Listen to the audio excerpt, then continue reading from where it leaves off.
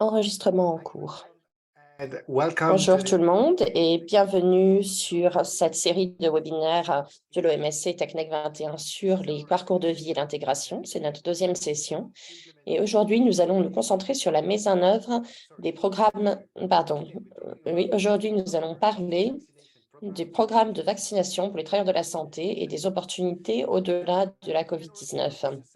Vous pouvez déjà vous présenter dans le chat. Alors, n'hésitez pas, nous serons ravis de savoir qui nous a rejoint aujourd'hui. En parlant du chat, vous pouvez également nous faire savoir si vous avez des problèmes techniques et je vous aiderai du mieux que je peux. Et en ce qui concerne les problèmes techniques, vous pouvez également écouter cette session en français et j'espère que vous n'aurez aucun problème technique. Vous devez juste aller sur le globe qui est en bas de votre fenêtre Zoom. Vous cliquez dessus, vous sélectionnez la langue de choix et c'est le français.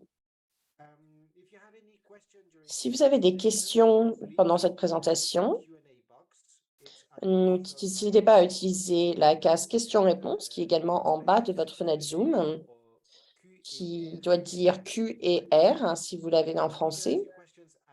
Vous pouvez poser vos questions à tout moment et nos présentateurs y répondront à la fin de la présentation.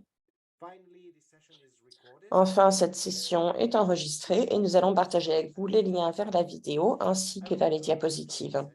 J'espère que vous allez aimer cette session et je donne à présent la parole à Shalini. Shalini, c'est à vous. Merci beaucoup, j'apprécie ça. Je m'appelle Shalini Desai, je suis un des agents médicaux pour l'immunisation et les vaccins à l'OMS. Qui va présenter avec moi, il y aura également Stéphanie Chendel, qui est évidemment dans l'équipe d'intégration. Nous allons commencer par parler des recommandations de l'OMS pour la vaccination des travailleurs de la santé. Diapositive suivante, s'il vous plaît. Donc, l'OMS définit les travailleurs de la santé comme des individus qui sont engagés dans des actions de travail dont l'intention principale est d'améliorer la santé. Comme vous pouvez voir de la liste que nous avons fournie ici comme exemple, c'est de fait une définition très large. Et l'idée, c'est de permettre à tout le monde, à tous ceux qui essayent d'améliorer la santé des autres dans les sphères de la santé. Diapositive suivante, s'il vous plaît.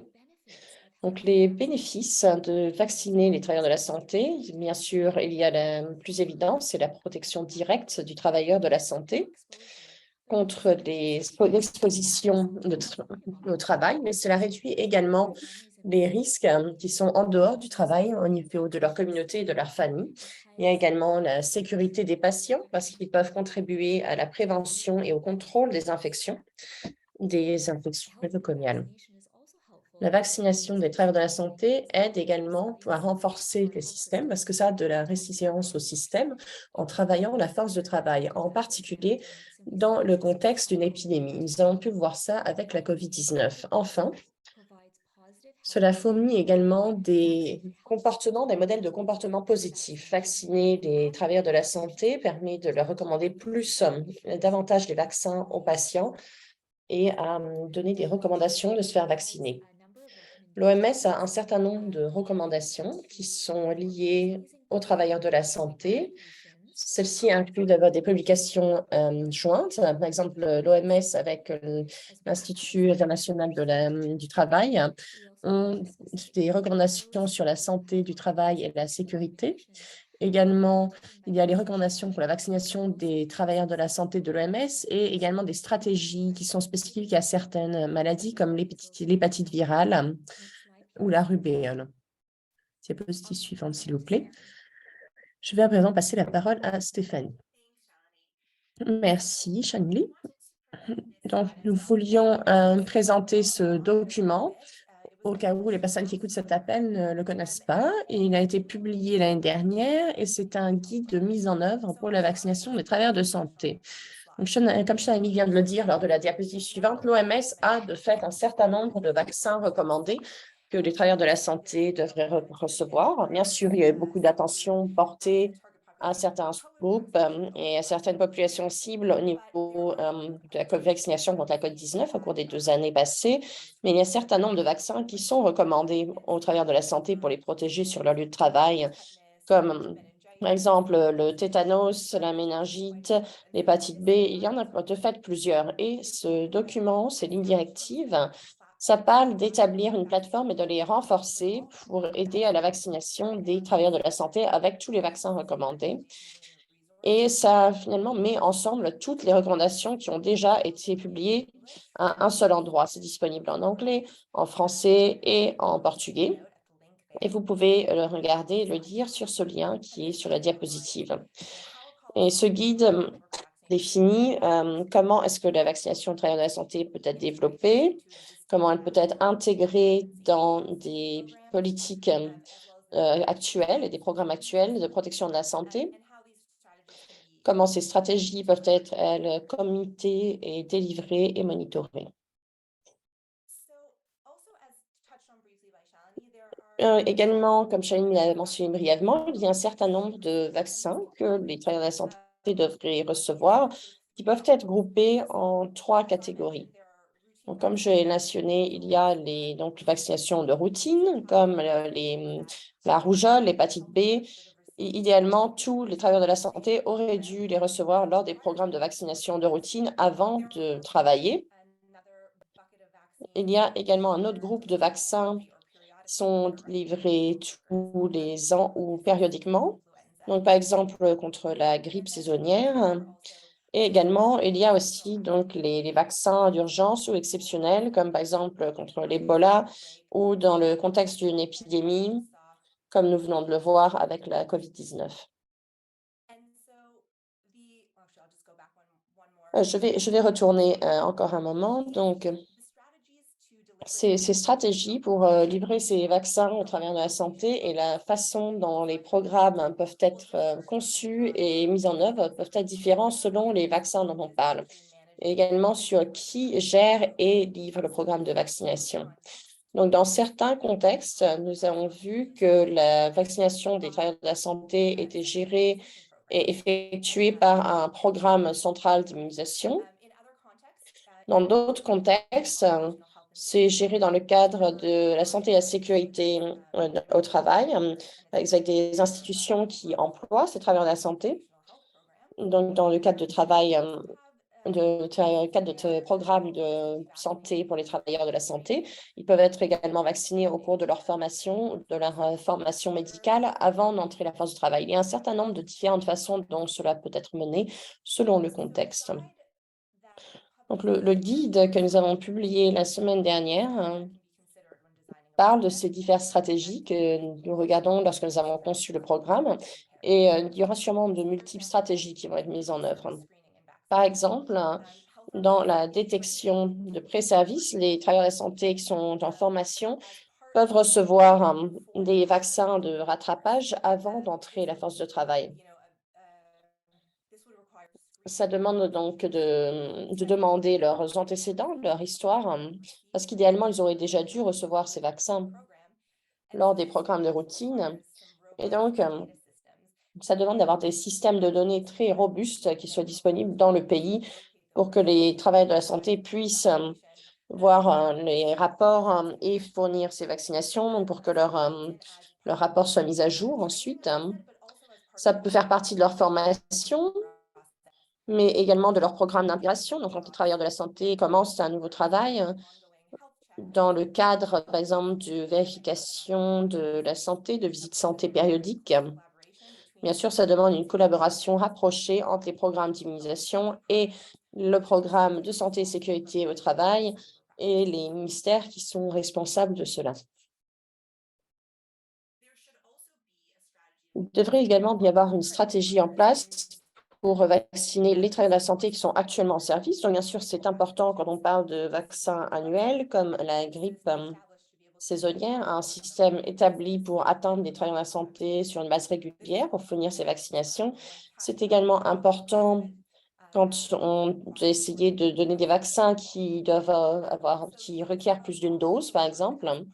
Et ces vaccins-là sont souvent faits lors d'un programme de santé au travail au niveau de l'institution où les travailleurs de la santé travaillent, mais ça peut également faire partir de certains programmes d'immunisation dans certains contextes, par exemple les campagnes contre la grippe saisonnière qui peuvent être délivrées au travers de la santé sur le travail ou à une autre location centrale. Nous avons également vu ça pour la vaccination contre la COVID. Il y avait différents modèles développés pour atteindre les travailleurs de la santé avec ce vaccin dans différents pays dans le monde. Nous avons vu ça l'année dernière. Et voilà, ce qui m'amène donc à notre troisième catégorie de vaccins pour les travailleurs de la santé, c'est pendant les urgences ou les épidémies. Donc, ce groupe d'individus doit être atteint souvent très rapidement. Et ce sera sûrement un des groupes les plus priorités lors d'une épidémie ou lors d'une urgence, parce que de fait, les travailleurs de la santé sont sur le front et c'est vraiment impératif qu'ils soient protégés pour eux, mais également pour maintenir une force du travail en bonne santé qui puisse répondre aux urgences ou à l'épidémie en cours. Donc, avoir cette plateforme de livraison, c'est vraiment très important pour se préparer aux pandémies dans l'événement où quelque chose se passe dans le futur. Déjà, avoir une plateforme de vaccination qui soit en place, cela facilitera vraiment une réaction plus rapide. Nous avons pu voir ça, une fois de plus, donc avec le COVID l'année dernière, avec des programmes qui livraient déjà des vaccins de routine aux travailleurs de santé qui avaient déjà ces systèmes importants en place afin de répondre rapidement au déploiement du vaccin contre la COVID. Et enfin, une dernière chose que je voudrais mentionner avant de passer la parole à Margarita, c'est juste un rappel que lorsque nous parlons de travers de la santé dans le contexte de l'immunisation, c'est un groupe cible vraiment unique.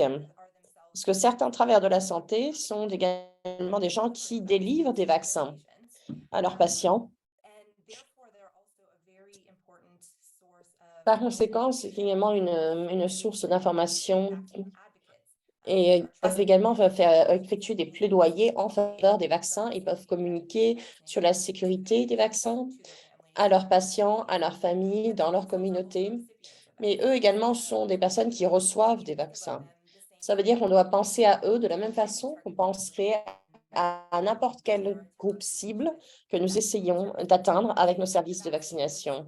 Ce qui veut dire que les vaccins doivent être disponibles, accessibles, qu'ils doivent pouvoir les payer également. Il faut considérer également la demande dans les populations même. C'est pas forcément un donné, c'est un public que nous essayons d'atteindre avec des vaccins. Et par conséquent, apprendre et comprendre la façon, comment ils se sentent en tant que personnes qui reçoivent le vaccin, à propos des vaccins, à propos de leur confiance en ces vaccins. Et à propos de la demande, c'est également une partie importante de la stratégie de livraison de vaccins. Donc, il y a vraiment beaucoup eu de recherches sur ce sujet, sur l'amélioration des vaccins chez les travailleurs de la santé quand cela concerne la grippe saisonnière en particulier. L'année dernière, il y a eu beaucoup d'études sur comment ces travailleurs de la santé sont davantage vaccinés, va améliorer les choses au niveau de la vaccination contre le COVID. Et au niveau local, nous avons également besoin de faire plus de recherches pour comprendre les inquiétudes spécifiques pour qu'on puisse délivrer des solutions qui soient plus adaptées. Donc, quand on conçoit une plateforme de livraison, il faut vraiment comprendre la population qu'on essaye d'atteindre, savoir ce qu'ils ressentent au sujet du vaccin, ce qui les motive à se faire vacciner. C'est vraiment une pièce du puzzle très importante. Je pense que ça c'est tout pour moi et je vais passer la parole à Margarita à présent. Merci beaucoup. Bonjour, bon après-midi tout le monde. Je suis Margarita Gasselli. Je suis un des conseillers au niveau de la vaccination à Paro, à Washington, D.C. et je suis responsable des projets parcours de vie au niveau de la vaccination. Et le projet que je vais partager aujourd'hui, c'est sur les politiques qui sont en mise en œuvre au niveau des Amériques pour s'assurer que les travailleurs de la santé se font vacciner, voir où nous en sommes et où nous allons.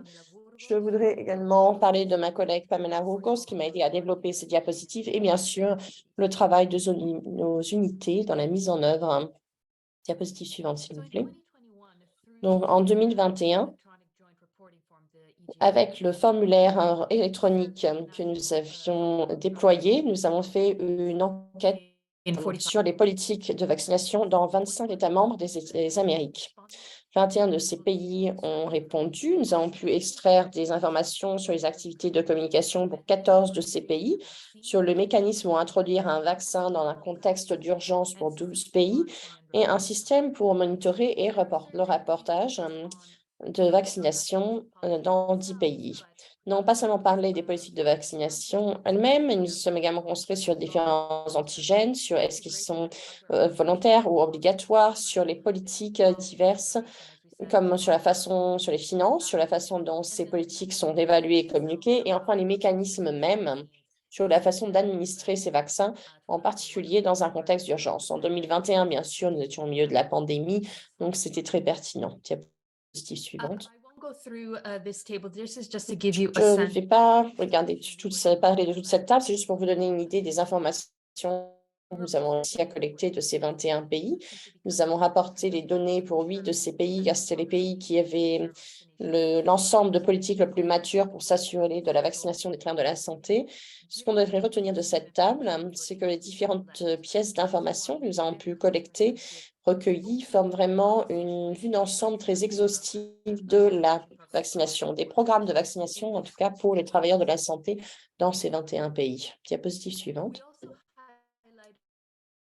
Nous avons également mis en valeur l'Argentine et le Paraguay. Diapositive suivante, pardon. Parce qu'en ce moment, nous faisons des études tests dans ces deux pays au niveau sous-national. Ces deux pays ont été des exemples fantastiques du développement des politiques pour les travailleurs de la santé. Nous avons voulu extraire les meilleures pratiques et offrir ces exemples à d'autres pays. Donc, nous documentons la mise en œuvre de ces politiques, leur format de ces politiques également en considérant le contexte national, les motivations qui fait que les pays se concentrent sur cette population, l'intégration d'autres politiques de santé et les structures qui mettent cela en œuvre. Vous pouvez voir la liste des sujets que nous considérons pour ces études de cas, mais juste pour vous dire, c'est quelque chose que nous allons publier au cours du mois à venir pour fournir des exemples et les meilleures pratiques à d'autres pays. Diapositive suivante. Parce que seulement 21 pays sur 45 ont répondu, nous recommençons cette enquête sur 15 autres pays pour avoir un total de 36 pour avoir une vue d'ensemble plus exhaustive de la situation au niveau des Amériques. Donc, l'enquête est en cours. Nous collectons des informations et nous allons avoir un ensemble de données complet pour analyse bientôt. C'est un travail qui est mené par l'unité promotion et détermination chez Paro, donc c'est assez exhaustif. Diapositive suivante. Donc ici, nous allons entrer un petit peu dans ce que nous avons fait jusqu'à ce jour au niveau de la vaccination des travailleurs de la santé. Nous avons montré des exemples pour la vaccination contre la COVID-19 et la grippe saisonnière. Donc, la vaccination contre la grippe saisonnière, les plateformes aux Amériques sont assez robustes, existent depuis longtemps, que ce soit pour la population générale ou pour les travailleurs de la santé. C'est pourquoi nous avons pu présenter des données de 2018 et 2021. 2021, c'est le point orange, 2018, c'est le point gris. Vous pouvez voir que nous avons des taux de couverture pour certains pays sélectionnés. Ce sont les pays qui ont donné les données à Paro.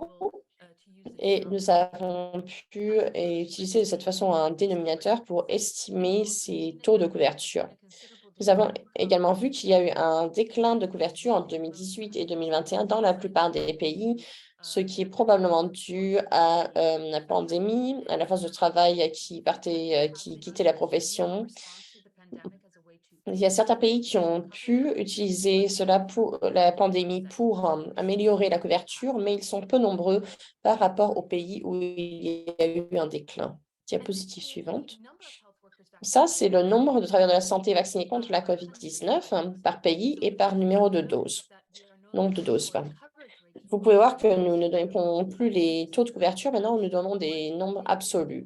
C'est parce qu'une fois que nous avons pris les dominateurs que nous avons utilisés pour les programmes de vaccination, nous avons essayé de les appliquer aux demandes que nous recevions des pays en ce qui concerne les doses de vaccins pour les travailleurs de la santé, et il y avait assez peu de chevauchement. Donc, cela met en valeur le problème que nous essayons d'adresser sur comment définir le nombre de travailleurs de la santé qui ont besoin d'un programme de vaccination pour eux-mêmes, pour tous les antigènes. Donc, bien sûr, le dénominateur pour la grippe doit être révisé également. Mais pour la COVID-19, nous préférons présenter seulement des nombres absolus pour souligner ce que nous avons obtenu et le dénominateur que nous avons utilisé. L'autre chose qu'on peut voir de cette diapositive, c'est que dans la plupart des pays, l'application de la première dose, deuxième dose et de la dose de rappel était assez consistante. Donc, le taux de perte entre les doses est assez faible. Il y a quelques exceptions comme le Belize et le Venezuela. Mais en général, les personnes qui commencent leur série de vaccins la finissent. Il y aura peut-être des doses de rappel maintenant au-delà de la première, mais c'est une tendance en tout cas que nous voyons. Une fois que la série est commencée, généralement, les travailleurs de la santé ont tendance à la compléter, mais aussi il y a des exceptions. Et bien sûr, il y a un manque de dénominateurs fiables, qui est une inquiétude pour tous les programmes. Diapositive suivante.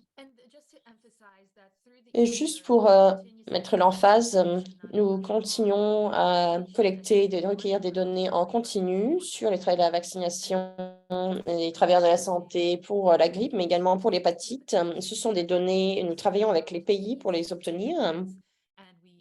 Ce sont des points de données que nous incluons ensuite dans notre analyse pour chaque année.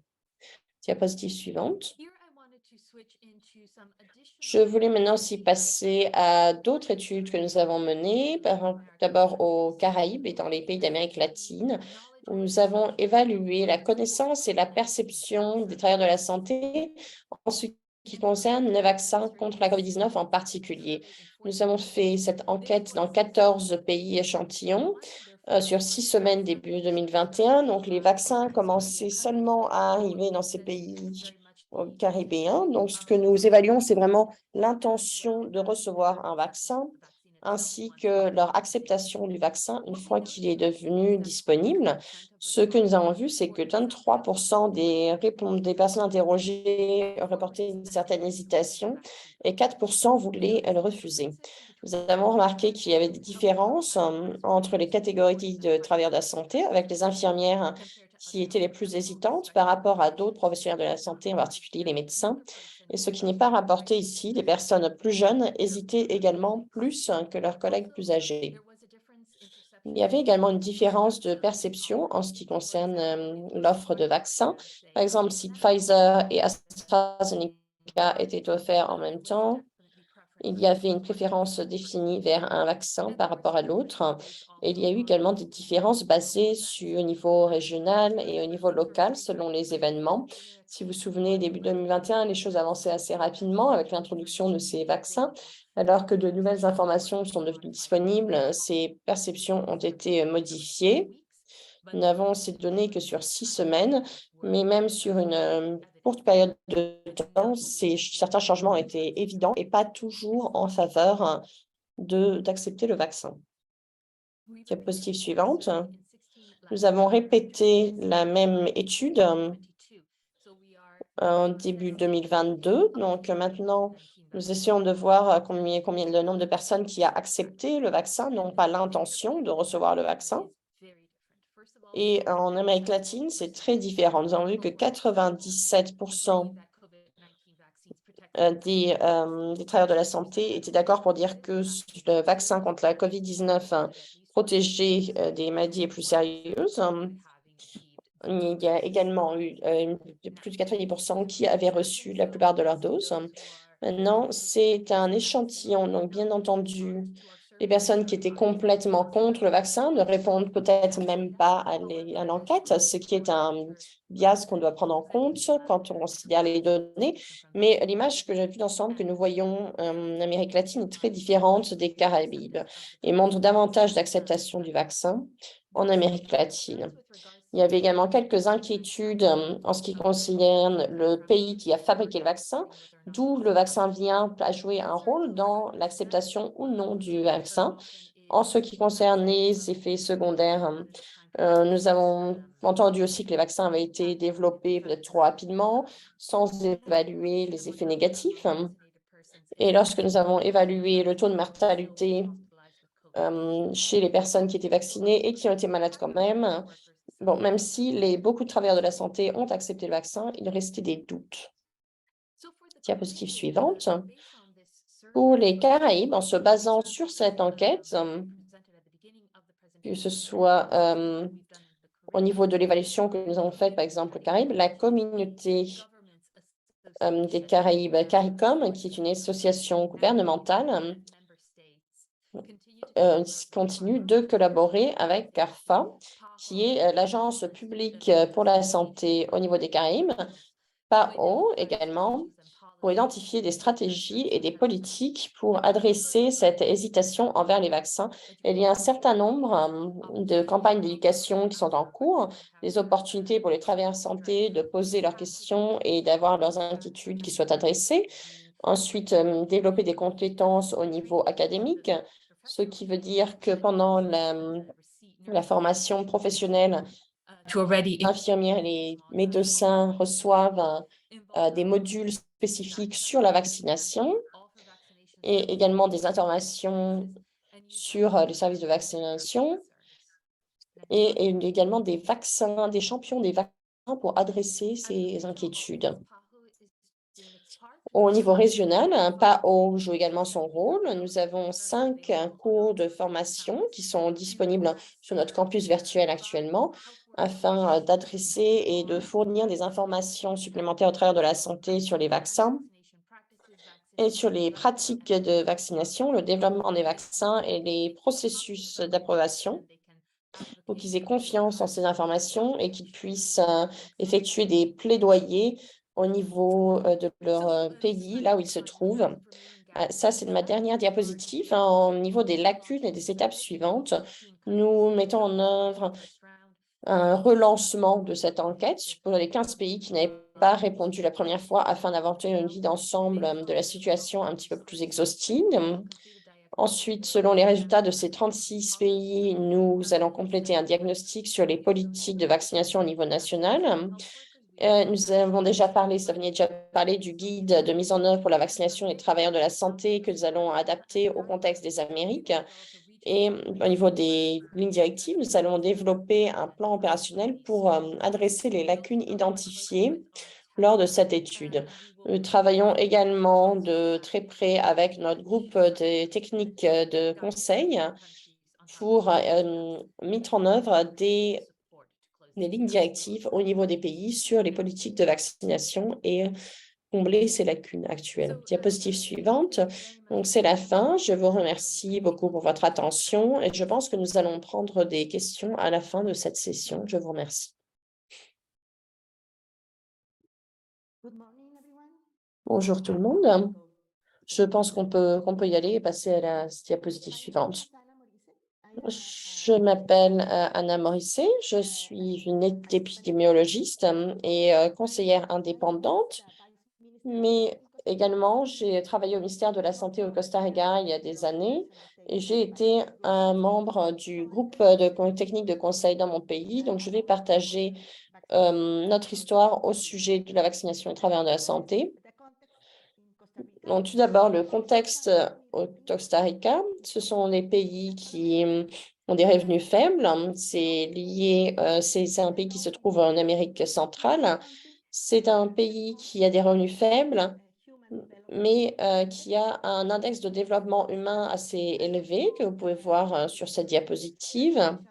Et également de bons indicateurs au niveau de la santé et au niveau social, au niveau de la durée de vie, au niveau du taux de mortalité. Et les dépenses finales sur les vaccins, les finances au niveau du gouvernement, nous avons un système de sécurité sociale qui fournit tous ces vaccins. Diapositive suivante. Donc ça, c'est le calendrier d'immunisation mis à jour pour les travailleurs de la santé et les étudiants qui ont des carrières liées au métier de la santé au Costa Rica. Vous pouvez voir les vaccins qui sont utilisés depuis des décennies, comme la polio, les oreillons, la rubéole, mais également des vaccins qui ont été introduits de façon progressive dans notre calendrier. Et le dernier que nous avons inclus, c'était le vaccin contre la COVID-19. Mais nous avons également l'hépatite B, le tétanos, le vaccin contre les pneumocoques. Et dans ce calendrier, au Costa Rica, vous pouvez voir que nous avons un programme d'immunisation national. Et nous avons un groupe de conseil technique également qui est en charge de ce calendrier d'immunisation et qui définit quel vaccin devrait être obligatoire et qui devrait être le groupe cible qui va recevoir ces vaccins. Suivant. Donc, pour être pratique et partager notre histoire avec vous, je vais vous montrer 3 exemples. Diapositive suivante. Donc, premier exemple, la vaccination contre la varicelle. Donc, en 1999, pour prévenir la varicelle nosocomiale, la transmission de la varicelle nosocomiale. En 1999, l'hôpital pour enfants national a joué un rôle clé pour introduire la vaccination des travailleurs de la santé. Le vaccin a été tout d'abord introduit pour les travailleurs de la santé et ensuite ajouté au calendrier national d'immunisation. En 2007, il a été introduit dans les vaccins obligatoires au niveau national pour les enfants. Les stratégies de vaccination, donc pas seulement pour les travailleurs de la santé, mais également au niveau national, ont montré que l'incidence d'hospitalisation et de cas compliqués, comme vous pouvez le voir sur ce graphique, ont décliné sur tous les groupes d'âge. Donc, en 2019, la vaccination également au niveau de tous les hôpitaux publics a été commencée pour tous les travailleurs de la santé. C'est également obligatoire pour tous les étudiants qui vont étudier pour des carrières liées au métier de la santé. Diapositive suivante. Le deuxième exemple, c'est le vaccin contre la grippe qui a été introduit en 2003.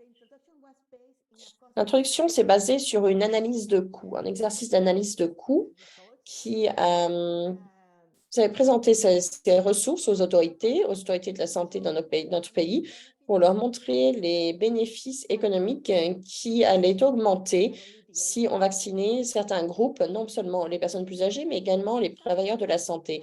En se basant sur cet exercice, sur cette analyse, en 2004, le Costa Rica a officiellement introduit un plan d'action pour vacciner, pour atteindre une couverture universelle des travailleurs de la santé. Pour atteindre le personnel qui travaillait selon des horaires différents, les calendriers de vaccination ont été modifiés pour fournir les vaccins, parce que le but était de fournir les vaccins non seulement aux personnes qui travaillent le jour, mais également aux personnes qui travaillent la nuit. Donc, nous avons modifié le calendrier en nous basant sur la situation. L'autre chose, au niveau du secteur privé, c'est que Costa Rica, les travailleurs de la santé, le gouvernement supporte vraiment la vaccination des travailleurs de la santé. Ils sont très impliqués. Diapositive suivante. Le cas numéro 3, c'est le vaccin contre le pertussis, la coqueluche. En fin 2000, l'hôpital national pour les enfants a dit qu'il y avait une augmentation de coqueluches chez les nouveau-nés et les petits-enfants. Et l'analyse de données a montré que 90% des enfants qui étaient hospitalisés n'étaient pas encore assez âgés pour avoir leurs 3 doses du vaccin d'été polio et que 62% de ces cas avaient une histoire de contact avec des personnes qui avaient une toux persistante. Donc, en se basant sur cette analyse en 2017, Costa Rica a introduit une stratégie pour vacciner les la famille proche et des enfants, et également les femmes enceintes avant que les enfants soient nés, et également les travailleurs de la santé. Nous avons donc introduit le vaccin acellulaire contre la coqueluche. Et depuis 2007, le personnel qui travaille dans les maternités, le soin aux enfants et d'autres services doivent être vaccinés, mais également les étudiants qui pratiquent dans des carrières liées.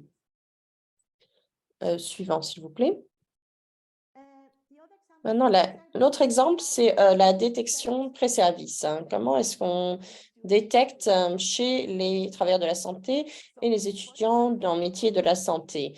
Nous avons commencé lors de la formation à l'hôpital. Tous les étudiants qui ont des carrières liées, donc par exemple les futures infirmières ou les personnes qui vont travailler dans les laboratoires ou autres, ils doivent fournir une preuve de vaccination. Cette détection s'applique également au nouveau personnel à tous les niveaux des systèmes de la santé, donc pas seulement les hôpitaux. Nous appelons cela donc tous les niveaux des systèmes de la santé. Et si leurs rapports de vaccins ne sont pas disponibles, ils doivent alors compléter les doses. Parfois, ils doivent avoir des doses de rattrapage. Et s'ils refusent les vaccins, ils sont inclus sur une liste qui va être révisée par le directeur de chaque facilité d'institution de santé qui peut déterminer si une exception est acceptée. Parce que comme je dis avant, selon la loi, si un vaccin est obligatoire, il doit être appliqué. Donc, cette édition a été approuvée par NITAG et approuvée par le ministère de la Santé et le système de sécurité sociale en 2017. C'est donc la procédure pour vacciner les étudiants qui ont des carrières liées au métier de la santé. Pas seulement les étudiants, mais également le personnel technique. Diapositive suivante. Nous savons que la couverture vaccinale, superviser la couverture vaccinale, ça peut être un défi. Au Costa Rica, nous avons un registre intégré qui s'appelle EDUS. Est-ce que vous pouvez le voir sur l'écran? Les personnes peuvent accéder à cette application et c'est utilisé pour superviser la vaccination dans le pays entier. Les vaccins sont enregistrés dans ce système EDUS et les travailleurs de la santé également. Leurs vaccinations sont également incluses dans le système EDUS. Comment est-ce qu'on estime la population cible? La population cible, ces travailleurs de la santé, nous allons voir quels vaccins sont exigés, sont obligatoires. Donc, non seulement les vaccins obligatoires, mais également tous les vaccins. Et c'est effectué chaque année. Donc, ils estiment de combien de vaccins ils ont besoin ainsi l'année suivante. Les institutions sont également en charge de superviser selon le nombre de vaccins administrés et il faut également prendre en compte les dénominateurs et des estimations. Le nombre total de travailleurs de la santé vaccinés pour chaque vaccin sont reportés mensuellement dans le système national. Et par contre, la couverture est supervisée en estimant donc la population complète des travailleurs de la santé car ils sont vaccinés tous les ans. Diapositive suivante. What have we learned from this story? Donc, qu'est-ce que nous avons appris de ces histoires? Tout d'abord, c'est que certains vaccins, donc contre la varicelle, l'hépatite B ou la grippe, peuvent être introduits chez les travailleurs de la santé avant les autres populations cibles. Donc, c'était le premier groupe cible. Également, le vaccin contre le pneumocoque.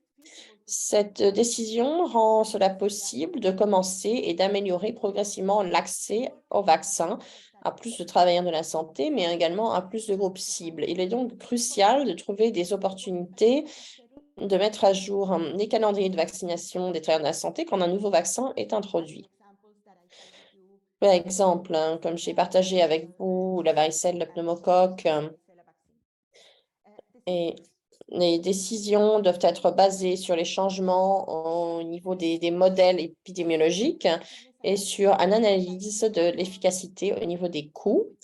Comme je l'ai mentionné auparavant avec le vaccin contre la grippe et le vaccin contre la coqueluche, les experts, les épidémiologistes et les cliniciens, les institutions de recherche, les institutions académiques doivent être impliqués et soutenir, appuyer cette analyse de données. Donc, tous les collègues doivent être impliqués pour appuyer l'analyse de données, mais également pour effectuer des plaidoyers pour la prise de décision. Diapositive suivante.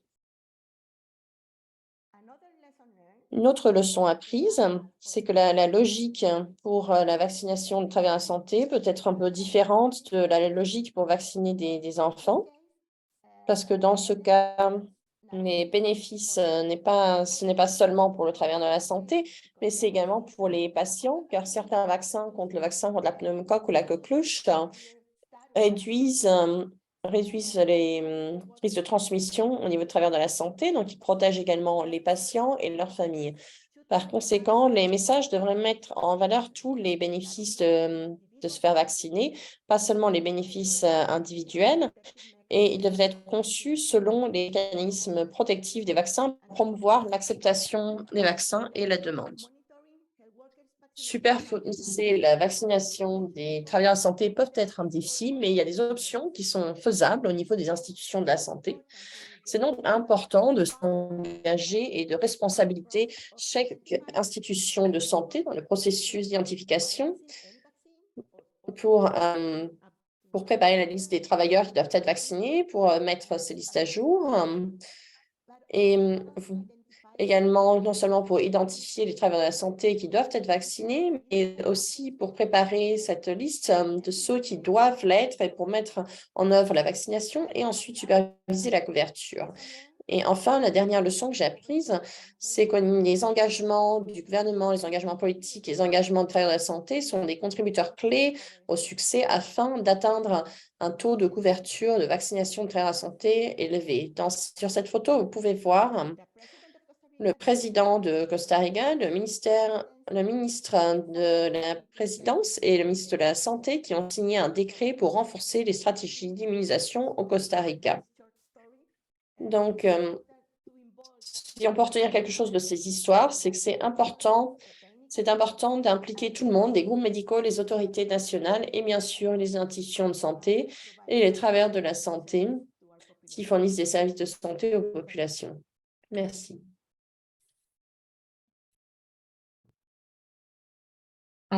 Thank you to all of the panelists for your excellent Merci à tous les présentateurs pour leurs excellentes présentations. Merci à tout le monde pour rester dans les temps également, parce que ça nous donne l'opportunité de répondre à des questions. Donc, merci beaucoup d'avoir mis vos caméras également. Si je peux commencer avec les questions dans la case questions-réponses de la part de Margarita. La question qu'on m'a posée, c'est que à partir d'avril 2021 jusqu'à après ça, est-ce que vous avez vu un changement dans la perception liée à l'hésitation envers les vaccins parmi les travailleurs de la santé? Merci pour la question. C'est une question qui occupe pas mal de notre temps. C'est que nous n'avons pas vraiment vu de changement remarquable dans la perception des vaccins contre la COVID-19 et pas seulement au niveau des travailleurs de la santé, mais au niveau de la population générale. C'est pour ça que nous menons encore ces interventions pour promouvoir les vaccins, mais pour encourager les vaccins au niveau des travailleurs de la santé avec diverses stratégies. Et c'est un travail en cours que nous faisons avec nos collègues en termes de campagne de communication, de formation virtuelle, de formation en personne, pour vraiment adresser ces questions qui existent depuis longtemps et s'assurer que ces inquiétudes sont adressées.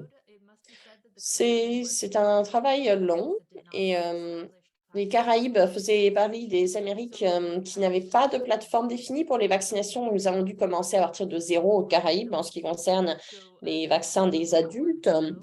Donc, il y a vraiment encore beaucoup de travail à faire, mais nous continuons à nous concentrer en particulier sur les Caraïbes avec cette tâche. Mais pour répondre à votre question, non, nous n'avons pas vraiment vu de changement au niveau de la perception des vaccins. Merci, Margarita. Je vais passer la parole à Anna pour voir s'il y a eu une évaluation de ce temps au Costa Rica, de cette période au Costa Rica. Je pense que vous êtes sur mute. Merci. Oui. Il demande au niveau de l'évaluation des coûts, En fait, est-ce qu'on pourrait commencer d'abord? Est-ce qu'au Costa Rica, vous avez vu de l'hésitation envers les vaccins? Est-ce que ça a changé pendant la période de la pandémie? Donc, la question qui était posée, c'était entre avril 2021 et après, est-ce qu'il y a eu un changement? Je n'ai pas vraiment de données très solides, donc je ne sais pas s'il y a vraiment un changement, mais nous avons vu beaucoup de disputes, de personnes qui parlaient de tout ça, et la plupart de ça se passait beaucoup parce qu'au Costa Rica, certains des vaccins étaient obligatoires. Donc, je pense qu'une grande partie de la controverse, c'est que est-ce qu'il faut vraiment rendre les vaccins obligatoires ou non? Mais quand on regarde la couverture vaccinale, la plupart des travailleurs de la santé sont vaccinés. Mais est-ce que c'est parce que c'est obligatoire ou non? Je n'ai pas vraiment d'informations sur l'hésitation et sur le changement de l'hésitation envers le vaccin au Costa Rica. Merci pour ça. Une autre question sur l'hésitation de la part de Laura. Je vais commencer avec Margarita et ensuite je vais repasser à Anna. Est-ce que vous pouvez évaluer l'hésitation par spécialisation, par spécialité? Nous l'avons fait dans ces enquêtes que j'ai présentées ici.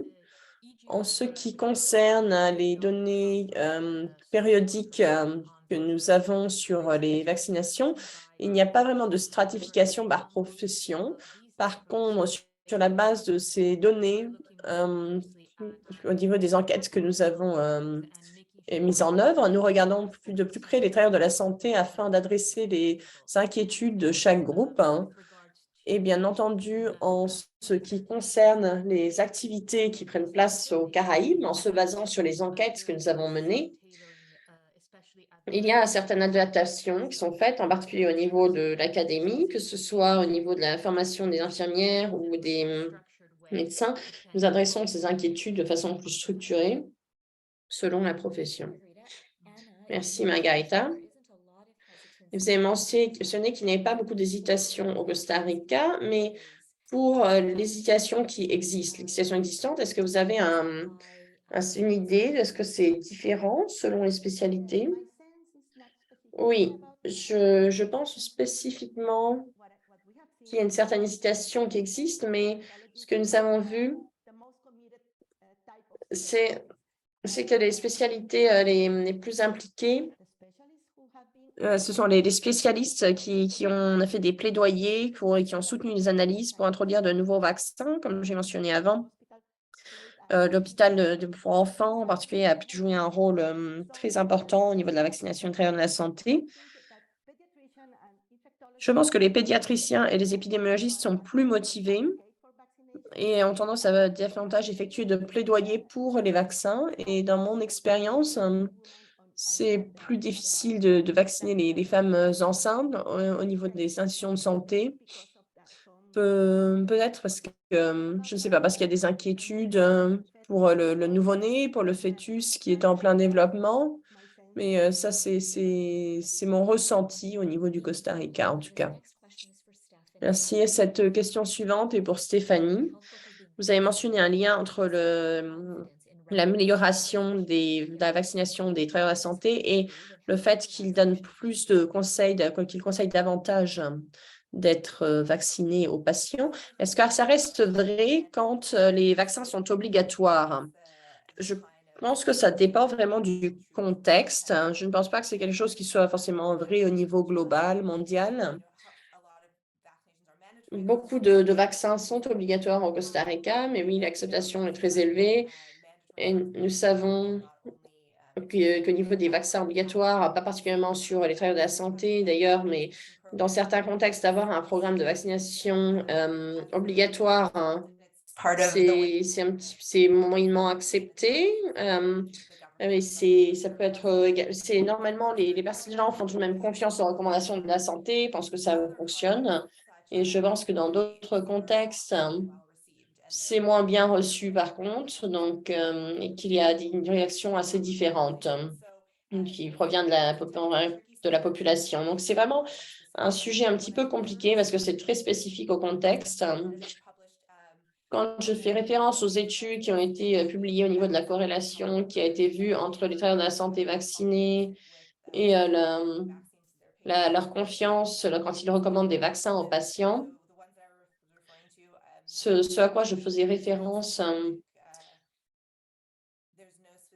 c'est qu'il n'y a pas vraiment de différence entre obligatoire et non obligatoire. Il n'y avait pas de données là-dessus, mais je pense que ça dépend vraiment du contexte. Je pense que ce qui est vraiment le plus important, le point le plus important à ce sujet, c'est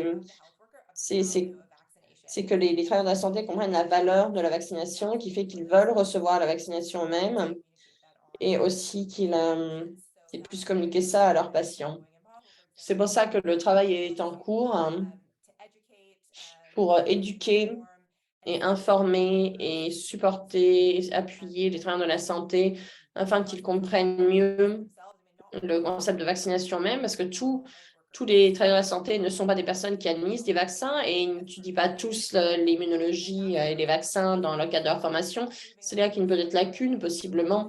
Donc, juste pour améliorer la compréhension des travailleurs de la santé, pour encourager leur propre vaccination, mais également pour qu'ils communiquent mieux avec leurs patients, ça va être la meilleure stratégie dans ce sens. Peut-être que d'autres présentateurs ont quelque chose à ajouter selon leur expérience. Je vais juste d'abord passer la parole à Anna et ensuite à Margarita.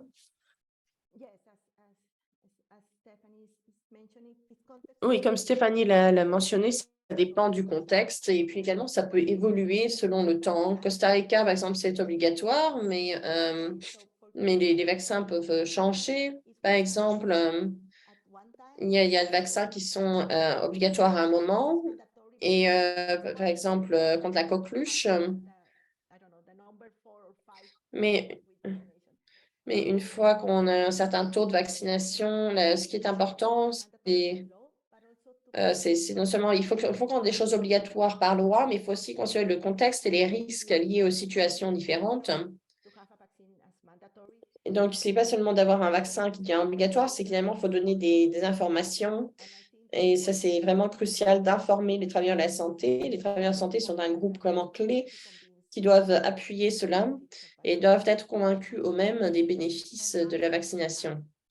Et je veux juste ajouter, si je peux, que nous n'avons pas non plus de données spécifiquement pour évaluer les vaccins obligatoires par rapport à ceux qui ont été faits de façon volontaire. Et s'il y a une différence au niveau de l'acceptation, au niveau de la population, nous avons eu dans certains pays avec des plateformes plus matures pour administrer des vaccins aux adultes, en particulier les travailleurs de la santé. La couverture est plus élevée chez les travailleurs de la santé. Donc, ça peut être un facteur parce que les personnes qui vaccinent se font vacciner et le recommandent à la population, ou c'est peut-être juste que c'est plus facile de recevoir ce vaccin au niveau de la population générale. Mais ça montre que là où la conversation avait déjà commencé avec la pandémie, par exemple avec la grippe, l'hépatite B ou la coqueluche, c'était plus difficile, c'était plus facile pendant l'épidémie de COVID-19 de faire vacciner les travailleurs de la santé. Merci. Il y a deux questions là qui sont liées à la varicelle. C'est quelles sont les recommandations de vaccination de l'OMS dans les pays à faible revenu. Je vais juste répondre à ça rapidement. Ce qu'on recommande, si vous regardez notre tableau, là où nous avons combiné toutes les recommandations pour les travailleurs de la santé par antigène, nous suggérons que les pays devraient considérer l'inclure dans leur programme. Mais comme Anna-Marie a partagé avec nous, c'est que le Costa Rica a fait ça. Et la deuxième question, et je vais demander à Anna-Maurice, est-ce qu'il y a eu une analyse des coûts qui a été faite au niveau de la vaccination contre la varicelle pour les travailleurs de la santé au Costa Rica? Oui, nous avons mené une analyse des coûts. Et le coût peut être très élevé parce que les infections nosocomiales et la varicelle chez les nouveau-nés et chez les patients au système immunitaire déficient peuvent être terribles, mais également, il faut qu'ils fournissent certains autres médicaments. Donc, le coût était très élevé par rapport à la prévention. Donc, je pense qu'on a fait publier ces résultats. Et c'était au niveau de l'hôpital national des enfants. Parce qu'il y avait un coût très élevé et nous pouvons donc partager ces informations sur la varicelle. Si vous voulez, oui, je pense que ça nous aiderait. Merci. La question suivante est pour Margarita et ensuite Anna. C'est de la part de Joyce qui se demande s'il y a des problèmes de durée de vie des produits. Est-ce que les travailleurs de la santé sont inquiets? Est-ce que je peux commencer avec vous, Anna? Oui, et par durée de vie du produit, je suppose que vous voulez dire l'extension approuvée des vaccins contre la COVID-19, en particulier lors de ces dernières années. Nous n'avons pas eu vraiment d'inquiétude de la part des travailleurs de la santé. C'est une décision qui est généralement prise au niveau national par les agences de réglementation au niveau national, voir s'ils acceptent les recommandations de l'OMS sur certains vaccins spécifiques, s'ils peuvent avoir une durée de vie extendue. Ce que nous voyons, c'est que généralement, ces agences nationales adoptent ces recommandations et qu'alors c'est mis en œuvre dans les pays. Ce n'est pas toujours accepté, mais la décision n'est pas au niveau des travailleurs de la santé. Nous n'avons pas vraiment entendu d'inquiétude au niveau des travailleurs de la santé en ce qui concerne l'extension de la durée de vie du produit parce que les agences ont déjà donné leur approbation ou non. Anna? Oui, au Costa Rica, nous avons étendu la durée de conservation, la durée de vie des vaccins contre la COVID-19. Nous avions eu quelques problèmes au niveau de la population, pas des travailleurs de la santé qui demandaient si c'était correct, mais je pense qu'éventuellement, ce n'était pas un problème. Je pense qu'une chose importante, c'est comment vous communiquez ça. Parce que tout d'abord, nous avons dit on doit vacciner parce que le vaccin va aider. Et ensuite, c'était non, mais on va attendre la durée de vie, la durée de confirmation. C'était un message, on a donné des messages un petit peu mixtes. Parce qu'avant, on avait dit qu'ils allaient expirer, mais je pense qu'avoir donné les bonnes informations au niveau national, au niveau de la population, au niveau des organisations, je pense que ça n'a pas été un gros problème. OK, question suivante, qui est de la part de Anne Chou. On reparle de l'hésitation vers les vaccins. Est-ce qu'il y a une idée des proportions d'hésitation parmi les travailleurs de santé par rapport aux populations selon leur contexte respectif, leur histoire respective? Nous n'avons pas vraiment fait ces comparaisons formellement, mais ce qu'on voit par exemple aux Caraïbes, c'est que nous avons 10 pays et territoires dans les Amériques qui ont eu un taux de couverture en dessous de 40%, et nous avons vu ça aux Caraïbes. Donc, nous avons vu qu'il y a définitivement une corrélation entre l'hésitation des travailleurs de la santé et les faibles taux de couverture en général. Ce n'est pas toujours une corrélation 1 à 1, mais c'est suffisant pour nous montrer qu'aux Caraïbes, il y a besoin de davantage d'attention au niveau de l'hésitation envers les vaccins et d'adresser ces questions qui sont importantes non seulement au niveau des travailleurs de la santé, mais également au niveau de la population générale. D'accord, merci. Je vais passer à Anna maintenant. Oui, si je pense au niveau des vaccins, l'hésitation est plus élevée chez la population par rapport aux travailleurs de la santé. De fait, si je base mes réponses sur la couverture de vaccinale, mais est-ce qu'il y a des groupes spécifiques? Je ne sais pas, ça dépend de chaque pays qui sont contre le vaccin. Je pense que selon les pays, parfois, ils font beaucoup de bruit, mais en général,